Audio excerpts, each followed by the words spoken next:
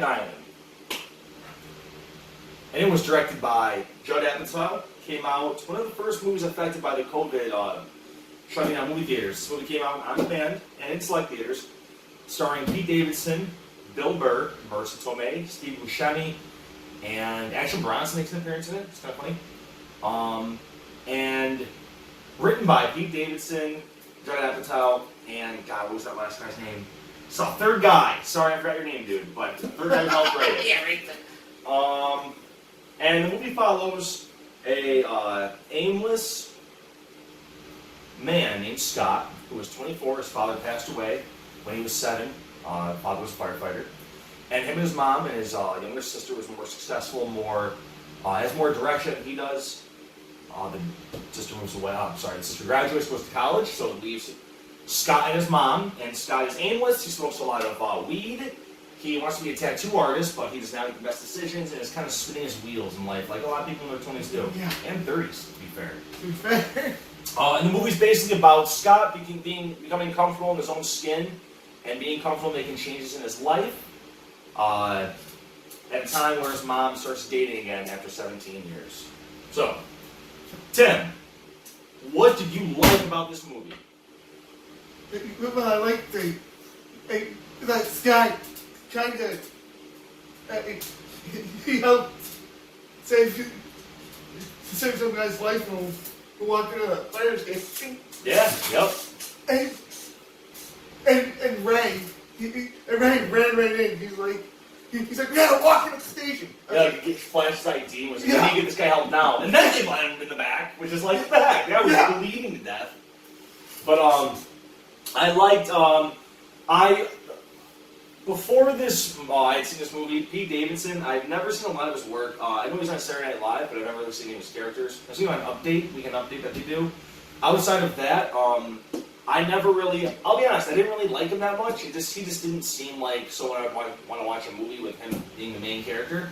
But I will say, wow, he was, and it's a semi-autobiographical movie about Pete Davidson's life, who plays Scott, the main character, and I really liked how he came through in this movie, like the character, because I'm sure there's a lot of Pete Davidson in the character Scott. I'm sure of it, and he comes across as very likable, and I don't know.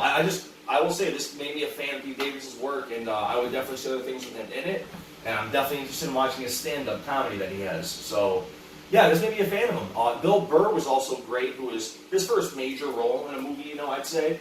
He was great on Breaking Bad, but since then he's been in a couple of movies, but this I think he was awesome in, and he was genuine, and as much as you want to say all these people were playing themselves, Bill Burr I think played more of a character, I assume, than Pete Davidson did.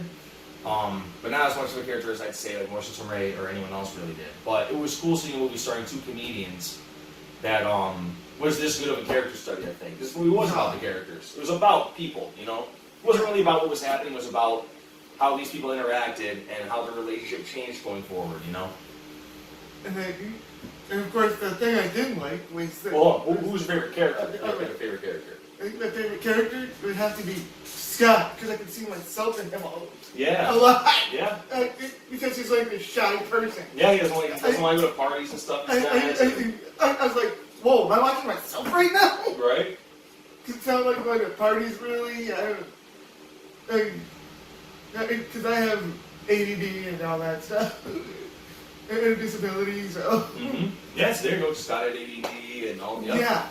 So, if I had to pick something I didn't like, this is the thing. When this movie came out, I read the reviews, and I remember a couple of people had said that the movie was about like half an hour to 45 minutes too long. Which I'll be honest, if I would have watched another half hour of this movie with all these people in it, honestly, I would not have had a problem with that. They could have squeezed another half hour into like the firehouse. I thought the scenes in the firehouse were really fun. And I think it was a good way of showing how firemen probably really do interact with each other on the job, I'm sure they do, because... I'm sure they... Because, I went to... 2 years ago now, ironically, I went to a Buffalo Sabres game, and to see my dad interacting with other firefighters... Might remind you of this? It kind of reminded me of this. It's like, they're sitting there cracking jokes and stuff. I was like, Jesus, my dad's a different person at the bar. I was like, at home. And that was a big thing about, remember in the movie that Scott didn't know a lot about his father, so the firefighters filled him in on a lot of funny stories and explained how his father acted and how he was and how he made people feel. So I thought that was a really nice part of the movie too, is that he got to connect his. But one thing I will say, I like that they didn't do, which they could have easily done. I'm glad at the end Scott didn't go, I'm going to be a firefighter. It's like, it was almost a little too obvious and on the nose. But I'm glad they didn't take that easy road and go, he's a firefighter. And matter of fact, at the end, they really didn't show what he chose to do. No, they didn't. I thought when he showed up at the end at the civil service test with his girlfriend, remember the girl he loves? Yeah. And also, I think she's a great actress. I think she was really believable and didn't play up the girl emotional aspect though. And I thought she treated that actress I think is awesome. I wish you'd see her in other movies, but she seemed like a genuine person that they picked off the streets that didn't know she was in the movie. She was just reacting to scenes. But I thought she was great. I thought she was a very, very good actress. But anyway, at the end when Scott meets up with her, remember? And rides with her to the civil service and helping her study, I thought Scott was going to be going to say, hey, I'm taking the test too. I thought he was going to play with her. I thought too. Yeah. I was like, because when he said around the boat, on the set down ferry, he goes, hey, I can help you out if you want.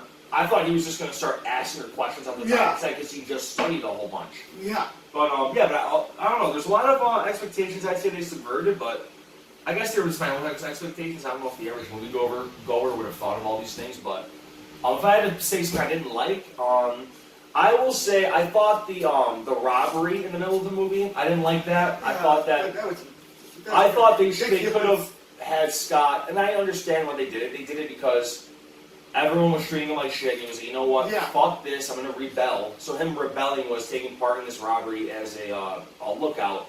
And he doesn't get caught, but I'm just saying, part of me wishes that he didn't even agree, because you didn't need to have that fear of, oh my god, is this kid going to go to jail now? No, I think you didn't need that. I think it was enough that he was in where he was in life, where he was, even though, I will say at 24, no, because he didn't work at all. He had no job, lived at home, didn't have any prospects. At 24, not having any job at 24 is a little bit like, you gotta do something, man. Yeah. I would recommend this movie to, we recommend it, then we rate it? Yeah. Yeah, I would recommend this movie to, I think this would speak a lot to people in their 20s and people that are about to graduate even, like people, in students, to see, because basically it's a movie about someone that doesn't know what they want to do with their life, that is aimless, and it shows that while it's not a good thing, it shows that you shouldn't feel totally alone if you feel that way, but it also shows that you have to go out and do different things. You have to go out and challenge yourself, put yourself in uncomfortable situations to learn, hey, I don't like this kind of thing, or hey, I think I want to do something that relates to this, but I think it was a good movie in that regard, and I think Pete Davidson, who helped write the movie and starred it, obviously was based on his life, partly.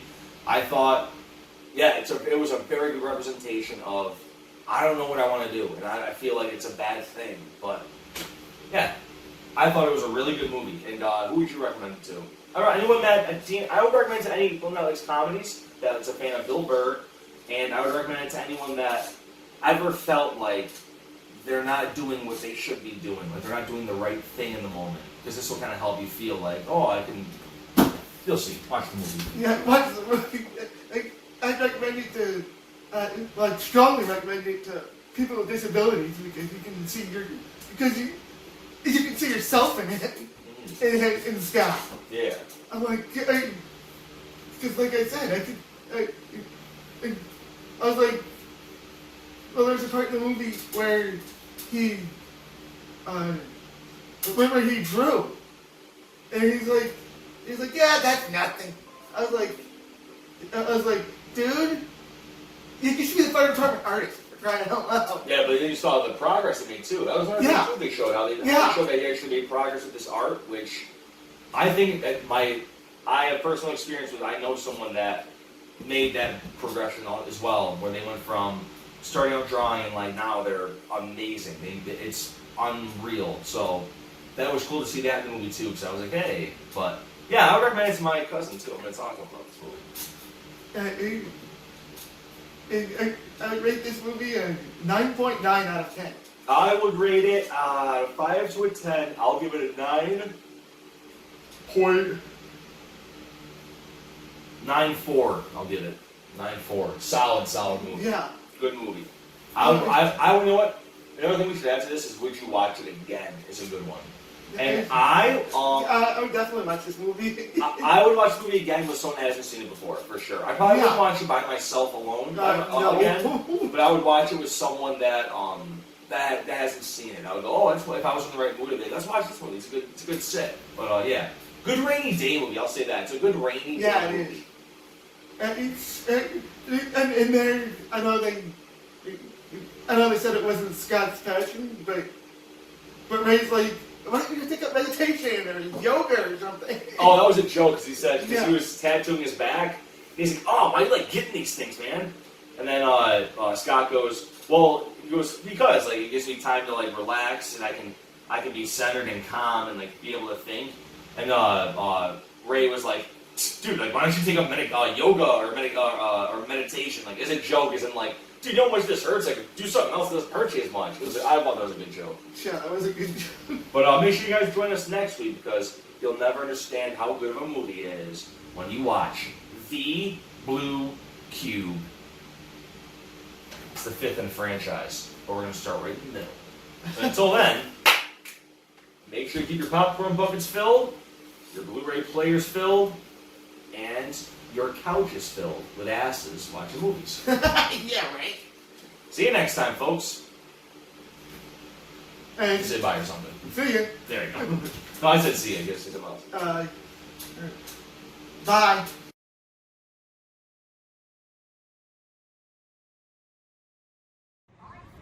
I don't know what I just did.